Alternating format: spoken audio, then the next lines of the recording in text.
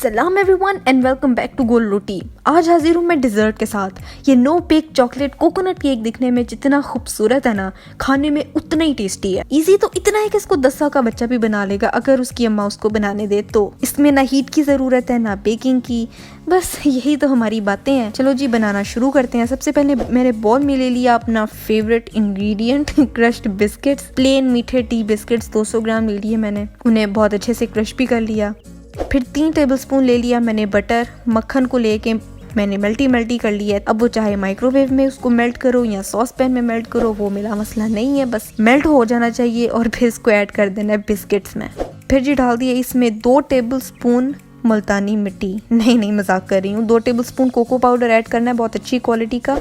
और मजीद एक deep chocolate flavour देने के लिए 80 ग्राम चॉकलेट भी मेल्ट करके मैंने इसमें ऐड कर दी। अगेन अब चॉकलेट यहाँ तो डबल बॉयलर में मेल्ट कर लो, जो मैंने बताया है कि कैसे करनी है। यहाँ तो इसको माइक्रोवेव में मेल्ट कर लो। फिर 3/4 कप दूध जाएगा इसमें। अगर दूध नीम गर्म हो तो बेस्ट है। ठंडा दूध ऐड करने से मेल्टेड चॉकलेट फर्म हो जाएगी, which is never a good thing. फिर आस्तीने चढ़ा के 5 चुक केक्स को मिक्सी कर लेना है। वो कहते हैं ना कि 2 जिस्म एक जान, हाँ बस वही कर देना है। पता नहीं एग्जाम्पल ठीक बैठती भी है कि नहीं, लेकिन you know what I mean. अगर आपके पास राउंड केक पैन है तो मुबारक हो, आप उस सारी मेहनत से बच जाओगे जो मैं भी करने वाली हूँ। क्योंकि फिर वक्त मेरे पास एक राउंड केक पैन नहीं है, तो मैंने फिर यही वाला जुगाड़ लगाया है। मैंने ले ली एक प्लेट और उसके चारों साइड्स पर पार्चमेंट पेपर यूं लगा दिया ताकि केक बिल्डिंग के दौरान अगर कुछ गिरता है तो वो पेपर भी गिरे ना कि प्लेट में, और फिर हम पेपर्स बाद में जब रिमूव करेंगे तो प्लेट साफ ही रहेगी। फिर अपना चॉकलेट मिक्सचर इस तरह से धड़ाम से इन पेपर्स पे रखा और उसको फिर चम्मच से या ऑफसेट स्पैचुला से इसको फ्लैट कर लिया। थोड़ा सा फैला लिया, एक राउंड सी शेप दे दी। मेरी तरह अगर आप लेजी हो और ज़्यादा सफाई चाहते हो तो पार्चमेंट पेपर ऊपर रख के हाथों से इसको फ्लैट कर दिया कुछ यूँ। होपफुली एक राउंड शेप बन जाएगी। फिर इसको कोई 15 मिनट के लिए फ्रिज में घुसा देना ताकि बेस थोड़ी सी सेट हो जाए, वरना ये लूज ही रहेगा और फिर बहुत मसले मसाइल हो जाएंगे। फिर जी एक बोल लिया, उसमें डाल दिया 2 कप श्रेडेड मीठा कोकोनट।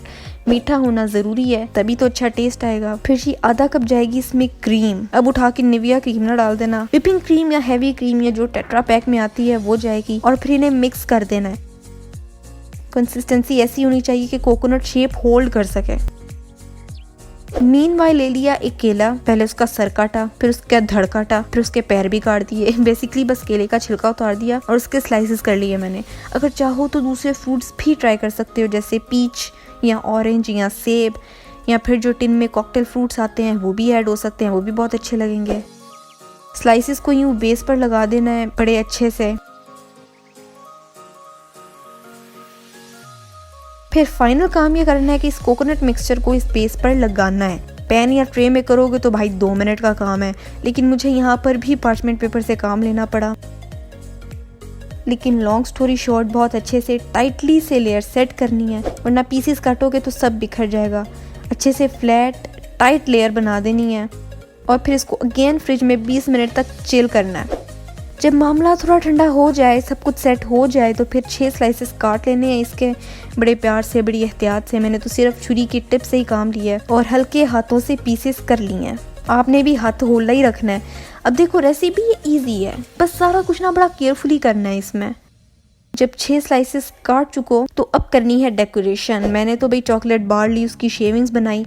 अगर चाहो तो मैं वो भी दिखा दूंगी कि शेविंग्स कैसे बनाते हैं, बहुत इजी हैं, पर you can decorate it how ever you like.